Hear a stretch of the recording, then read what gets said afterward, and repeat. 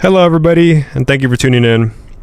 Today I'm going to start the process of manual swapping my 91 Toyota MR2. It is currently an automatic. I'm going to make it a manual. The transmission that I sourced is an S54 transmission. These are off of the non-turbo MR2s.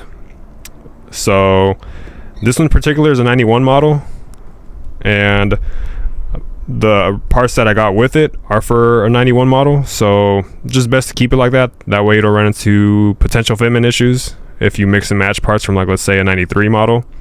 The reason I mention this is because the previous MR2 that I manual swapped, I ran into an issue where I used a clutch slave cylinder off of a 1991 MR2 on a S54 transmission off of a 1993 MR2, and the clutch would not properly disengage. I'd push the clutch pedal down and I'd try to switch gears and it would grind, and that was due to using the wrong clutch slave cylinder. But whenever I got a clutch slave cylinder for a 93 transmission, I was able to properly disengage the clutch. So as you can see in the pictures above, both clutch slave cylinders do appear the same. However, what changes is the bore diameter inside of that housing right there. So it's slightly bigger for a 93 transmission, allowing the rod to extend out a little bit further to allow it to push on the clutch fork and allowing that to actually disengage the clutch. So this experience just made me more cautious when ordering parts.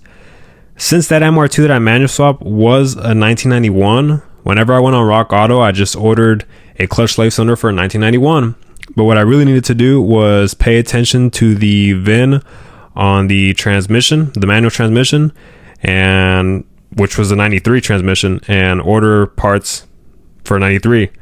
So just wanted to put that out there to just be cautious whenever you're ordering parts. A lot of the parts are the same from 1991 to 1995. However, some parts do change, like that clutch slave cylinder. So I would recommend just ordering parts based off of the year of your manual transmission. Or if you can, just buy a whole donor car. That makes it extremely easy. Or just find somebody who's parting out a car and just buy all the parts you need for a manual transmission swap off of that guy who's parting out that particular car. Just makes it a whole lot easier than having to piece it piece by piece. If you do have to get parts piece by piece, then what I would recommend doing is going on Rock Auto or Toyota Parts Deals. They're both websites.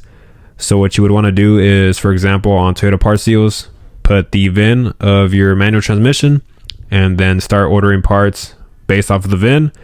I say order parts, but a lot of the parts are going to be discontinued. So what you would want to do is just take those part numbers and then compare them throughout the years to see if they change. And if they don't change, then you can confidently go out and buy a used one on, let's say, eBay, or somebody local to you that's parting out a manual transmission MR2. The route that I took was I purchased the majority of the parts from a guy who parts out MR2s, and then the parts that I got brand new were like the parts that definitely need to be brand new, like the flywheel and the clutch kit, and just a couple of things that I forgot to purchase from the guy. So I'll just, throughout the video, I'll mention, the process that I went through. So 91 S54 transmission. This one already comes with this motor mount, so I don't know if there's a difference in the motor mounts, but it came with this one right here. That mount where my finger is pointing at is the rear mount, and that mount is the same for the automatic and the manual transmissions, so you can go ahead and reuse that off of your automatic transmission. Also came with this bracket right here for another motor mount. That bracket right there is for the left side motor mount, which is specific to the manual transmission. You can't use the bracket off of the automatic transmission. So here's the part number for the manual transmission bracket. So if you can get a manual transmission with that bracket already on there, that'd be so much better, because this bracket unfortunately is discontinued. And already comes with the shifter fork. And right behind the fork, there is a support for it to pivot on. And there are two different variants of the fork and the pivot. So if you have a 1991 S54 transmission, then at 7 point and 91, they changed the style on both the pivot point and the fork. So here's the part numbers for both the fork and the pivot point. I'm honestly not sure which one I have since mine were already installed on the transmission. However, I did, out of curiosity, go on Toyota Parts Deals to see if I could decipher the VIN and see which one of the two I have. And for some reason, Toyota Parts Deals can't decipher my VIN for some reason. So my option would be to go to a local Toyota dealer and just ask them for some help on as far as finding out which specific part number I would need. And I'm not sure if they're interchangeable or not, but I'm sure if you wanted to use the later version, you'd probably have to get the later version pivot point. But honestly, do some research on if that's possible in case you're actually trying to search for a fork. But I'm really not sure if that's possible or not, but I didn't have to worry about that since my fork was already on the transmission and that pivot was already on the transmission. These are just two more items that I would recommend that you purchase with your manual transmission, as far as it already coming on the manual transmission, which for the most part, they usually always come with a fork and this pivot point. But let's say you buy a 91 manual transmission, then it would suck to not come with a fork. That way you would have to go out and purchase a fork. And then let's say you need the one that's discontinued. Well, like I said, I'm not sure if you can use the later version. You just have to do some research if all it would take was to switch the pivot point and the newer style fork and maybe some other stuff. But it would just be a whole lot better if you just get one that already comes with the fork and the pivot point. And yeah, comes with a couple stuff, that transmission. Got a clutch slave cylinder. So the clutch slave cylinder mounts onto this bracket. I'll circle the bracket right there. And this bracket also holds the clutch hard lines, a couple of clutch hard lines, pretty much for brake fluid to run through them. And this bracket, I believe you can only get used. So I couldn't find a brand new option, but whenever you get these brackets, they usually come with the lines and a used clutch slave cylinder. However, you can still buy a new clutch slave cylinder, so I would just use a new one and just use the bracket and the lines. Got a clutch pedal. The only way to get a clutch pedal for a non-turbo transmission is to get it used. You could probably use a clutch pedal off of a turbo model. However, the clutch pedal is just going to be a little bit stiffer, so I guess it's just a matter of preference. And also, if you want to pay a little bit more for the turbo pedal, since the turbo pedals do cost more, if you go on MR2 Heaven's website, you can get a brand new clutch pedal, but it is quite pricey compared to buying one used. A brake pedal for a manual, since it's skinnier, the manual ones. Got the shifter housing. The brake pedal for a manual, and that shifter housing, I believe you can only get used. Got a clutch master cylinder. The clutch master cylinder you can still purchase brand new on a lot of places online and even your local parts stores. Got the shifter cables. The shifter cables you would either have to get used. I did see a new option from MR2 Heaven, and they even claimed that it'll fit the turbo transmissions and the non-turbo transmissions. Got the hard lines. These are the hard lines. This one's a hard line. This is a hard line for your brake fluid to run through the whole clutch system.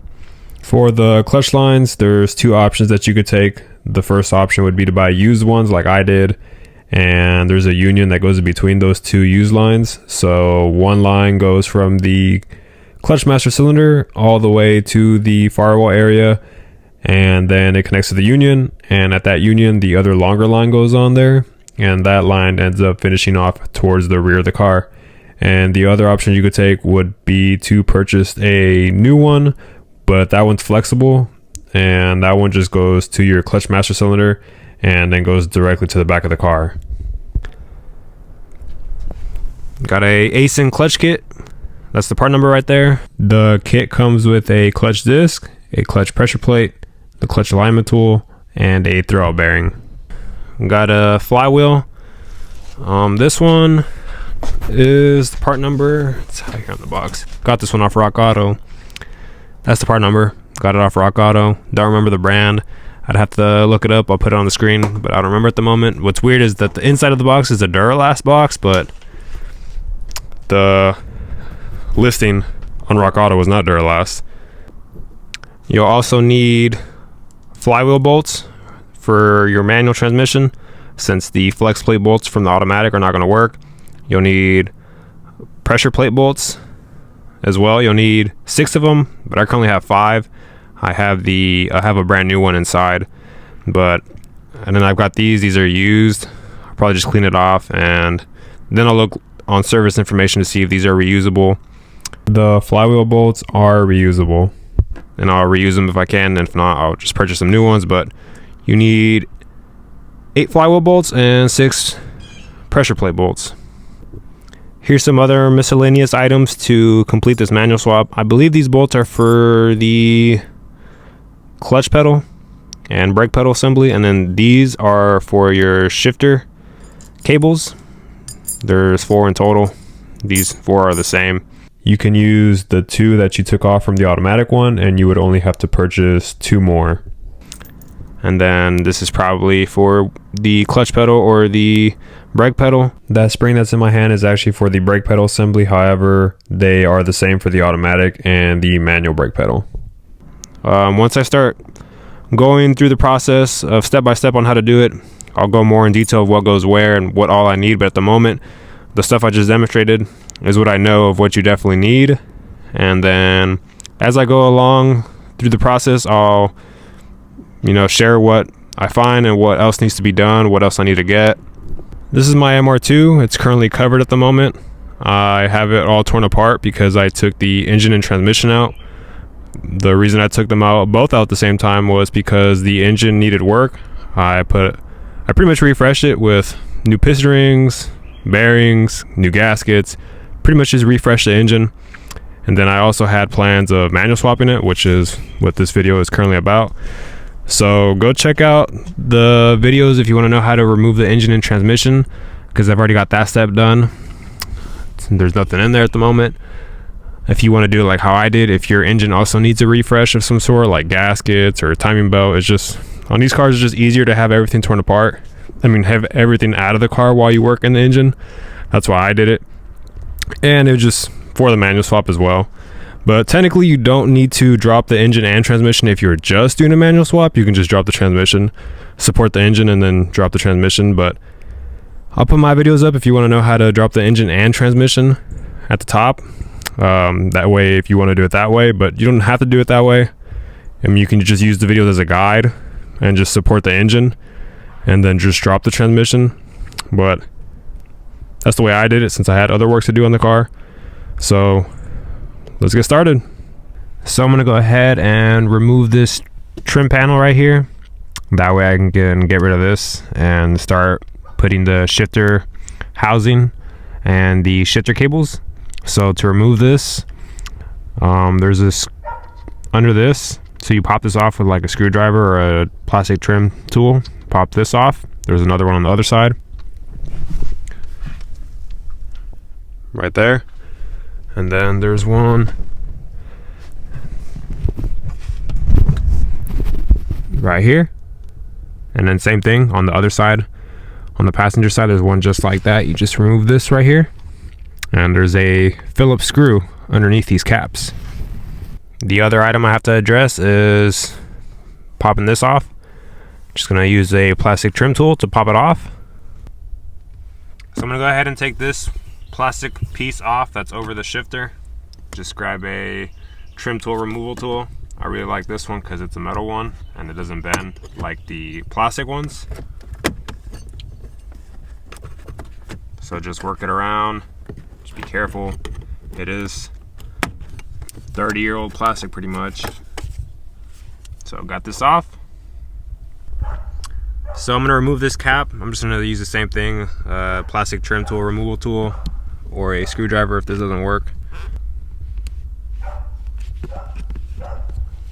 So once you get this removed, there's a Phillips right there, so use a Phillips screwdriver to get that removed.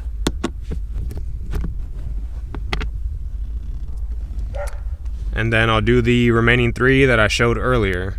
So I'm gonna go ahead and remove this trim panel right here, just to be on the safer side, and because I believe there's something underneath here because when I'm pulling this up slightly, I see like there's something underneath there. So I'm gonna go ahead and take this trim panel off right here.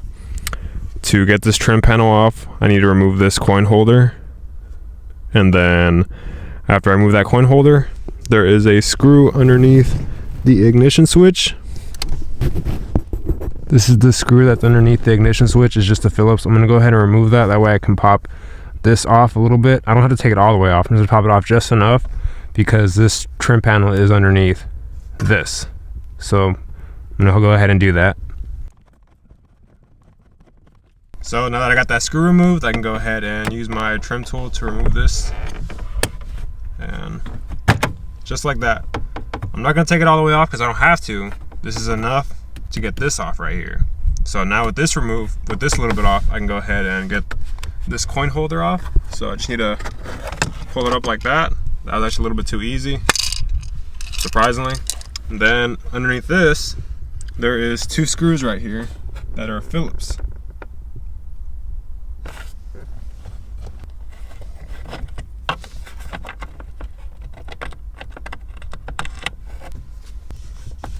So like this is actually fighting me. I can't get it out of there. Like it's loose, so I'm gonna go ahead and find a magnet and just get it out there instead of trying to squeeze my fingers in there. So with those 2 screws removed, I can now go ahead and start prying on this panel carefully, just all over.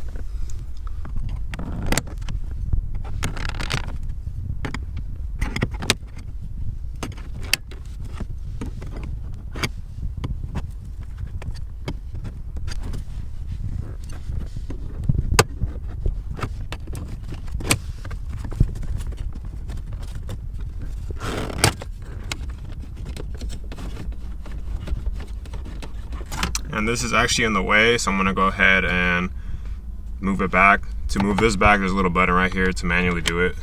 So I'm gonna push that button and I can shift this all the way back. I technically didn't have to push the button in my case because the transmission was already out of the car, so that lever right there was gonna move back and forth regardless if I pushed the button or not.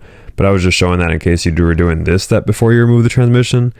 And another thing to note is if you're going to be moving that lever back, you definitely want to have the handbrake in its place in case your transmission is equipped and you're trying to take it out of park, because your car would roll. So you definitely want to have the handbrake up, or do it like how I was doing, where I already had the transmission removed and I also had the car jacked up in the rear and the front of the car was on ramps. And behind this trim panel, there's actually a connector for your emergency hazard lights and then for your cigarette lighter. So I'm gonna go ahead and get those unplugged.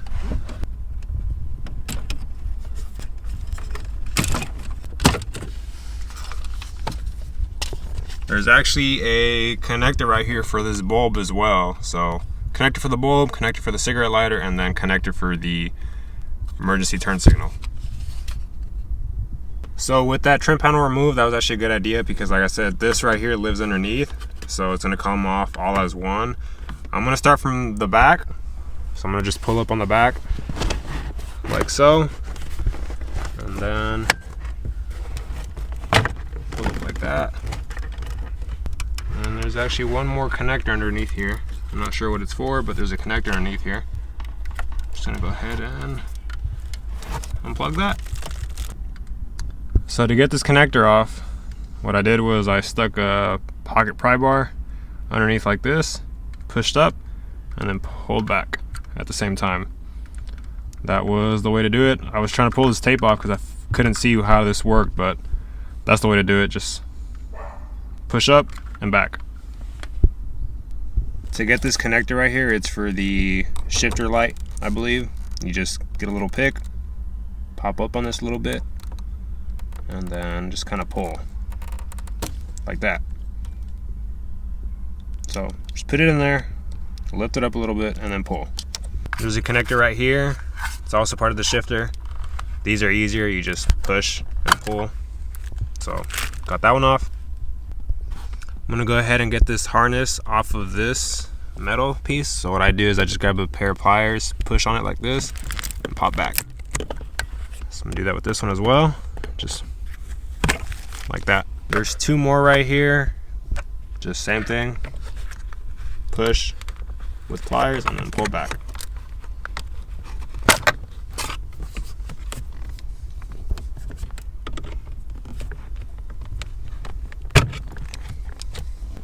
So I'm going to go ahead and remove the 4 bolts that hold the upper portion of this base. So here's one right here.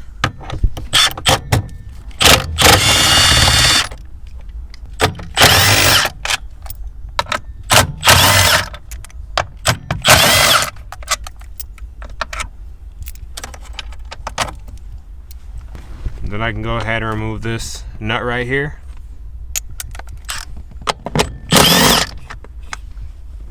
And then there's 2 more nuts back here.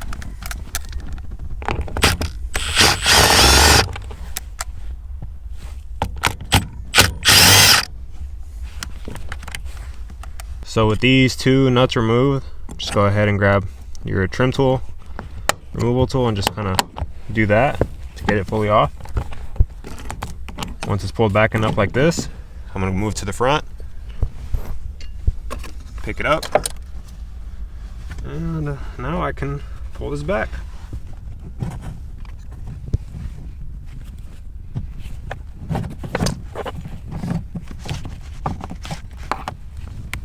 This portion right here is the shifter linkage. This goes on the transmission.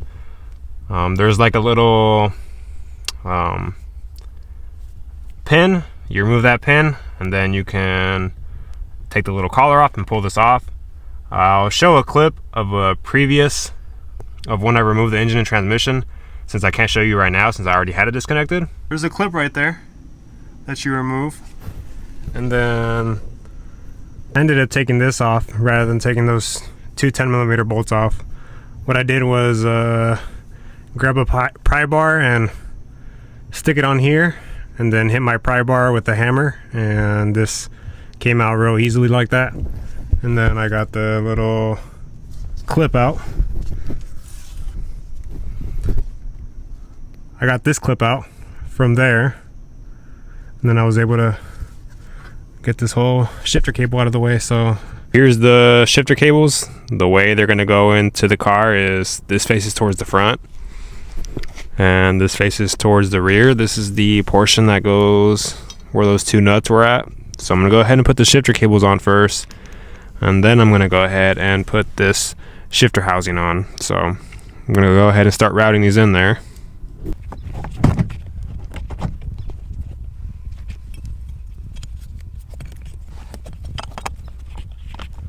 So that's good for now. I'll adjust it once I find what I need to adjust whenever I go and put the shifter housing back on.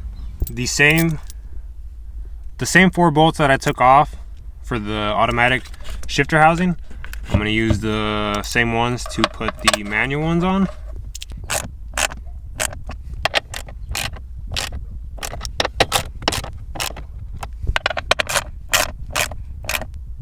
Alright, I want to stop the clip right now and talk about this shift lever. So the shift lever you're looking at right now is off of a 93 Plus MR2, and the reason I know this is because I was doing some research as far as like short throw shifter upgrades, and a lot of people also mentioned that if you have a 91 to 92 MR2 that your lever is a little bit longer, and if you want a little bit of a shorter throw you can opt for a 93 Plus shift lever.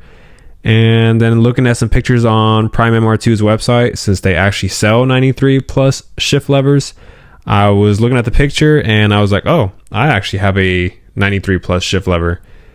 So pay attention to figure 2 and 3. Figure 2 is a 91 shift lever, figure 3 is a 93 Plus shift lever, and then pay attention to where I have it circled.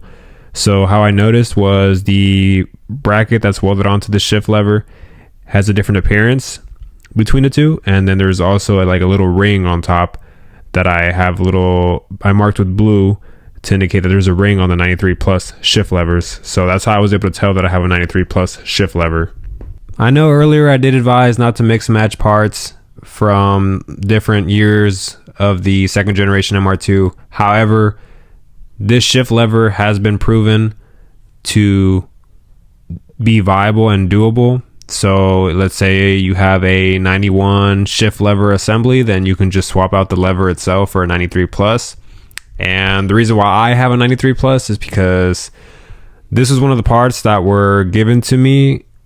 What I mean by as far as given to me is that when I purchased this MR2, the previous owner included some parts to perform a manual swap because the previous owner gave them to him. since he had intentions of doing a manual swap but just never got around to buying all the parts and actually going through with the swap. So the parts that I have in this picture, I had no idea what year MR2 they were from. I just knew that they were for a 2nd generation MR2. And then after the fact, I confirmed that the shift lever is definitely a 93 plus shift lever. I can't confirm what year the other parts in this picture are from as far as what was given to me. All I can say is the manual swap went well and I didn't run into any issues. Here's the part number for the OEM 93 plus shift lever if you want to get it from a local Toyota dealer. And if not, you can also get it on Prime MR2 or Toyota parts deals. So this is one of the pins and washers that will hold the manual shifter cables. So just gonna go ahead and take them off. Probably should have done it when while it was out of the car, but I forgot to do that. So take the pin off, take this washer out, and set them aside so whenever I put the shifter cable on here. So with the shifter housing now in its place, I can go ahead and route this properly. So you just got to stick this underneath this little hole right here, pull your cable, and then make sure it bottoms out like that. I'll be putting one of those little clips in later, but for now I'm gonna go ahead and get this piece, slide it on there, and that washer I just took off, slide it on there, and then put your pin back on. For this other one, this other shifter cable, do the same thing. Put it through that hole, bring it this way, make sure it hits over here, then move your shifter housing, bring this. The thread pitch for that, in case you don't have that nut just like I do, is M8 by 1.25. So this is just a nut that I had laying around. It's M8 by 1.25 like I mentioned, so I'm just gonna thread it onto this side and then I'll tighten it up. So I'm gonna go ahead and put this clip in. It holds the shifter cable in its place, so just push it firmly this way and then get your clip in there. And that way I don't stress my fingers out too much. I'm gonna go and just do that. And it's in there. So with this cable now adjusted to fit right here, and they're in their slots, I can go ahead and put this little bracket on. This is off of the automatic one. However, it does have 2 little tunnels right here for the manual one. So you just go ahead and push your brackets in like this, and that'll hold the 2 shifter cables in its place. So this hardware right here is from the automatic one.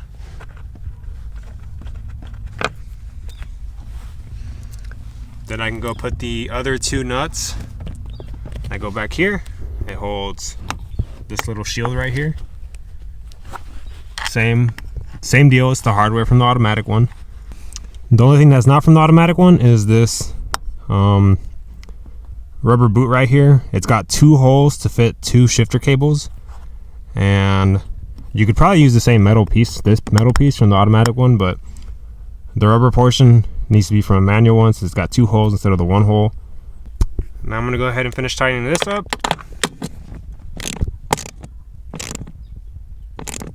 I'm gonna go ahead and finish tightening these up.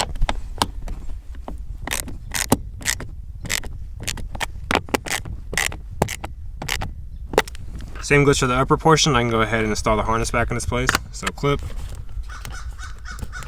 and clip.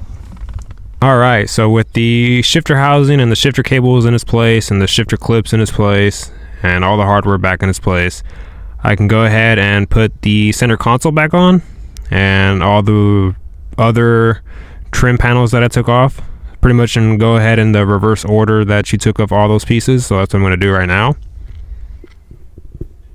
So I got the center console back on and all the plastic trim pieces back on. I have to get a shifter boot to cover this up, and then a shifter ball to, actually get a grip on this and not just leave it exposed like this. I had to take this trim piece back off because I found out that this shift boot would not clip onto that trim piece right there, because this trim piece is a little bit bigger as far as the hole size goes. So this trim piece right here is specific to the manual transmissions if you want to run a shift boot. So I sourced an OEM trim piece, an OEM shift boot. The shift boot is for a 93 plus MR2. The reason I want to get this style shift boot is because I wanted to run this style shift knob. If you want to run a 91, 92 shift knob, which is a little bit longer in length, then you would need a 91, 92 shift boot. But in my case, I wanted to run this style of shift knob, which this shift knob you could get from Superclass, Prime MR2, or MR2 Heaven if you want to get this style of shift knob. Apparently these shift knobs are like a replica of the 98 MR2s. It's just weighted a little bit more heavier than what you would find in 98, just slightly a little bit heavier. So I wanted to get this style shift knob, so I had to get this style shift boot. So I'll share the part numbers for this OEM center console trim piece, this 93 plus shift boot, and then like I said, this shift knob you can get from Prime MR2, Superclass, or MR2 Heaven.